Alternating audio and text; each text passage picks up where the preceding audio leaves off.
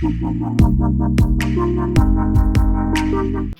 Menteri Badai Pet Yakatanat Arts and Culture uba polling do haga janmi jangkan riu tarik unaila aja arpusau ula pentikna baki pat ba ki bayakhi ha Bangladesh kila thang ya ka Indian Culture Center bat pempraru ya umat jong usiem tirat sing siem. Yeah, I've just seen a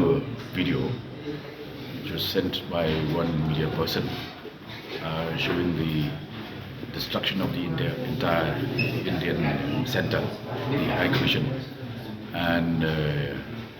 apparently, yeah, the statue erected in memory of Mutirat Singh also was demolished by a mob. No, we have just seen, I've just watched this video just 5 minutes back. So apparently, there's a huge anti-India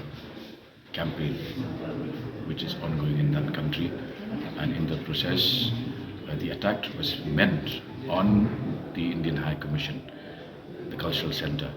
and since the monument was erected within the premises of that center, it also fell prey to these mobs of arsonists and rioters. According to the video, I think the bust is demolished, but the lower portion bearing the name of Tilok Singh is still intact.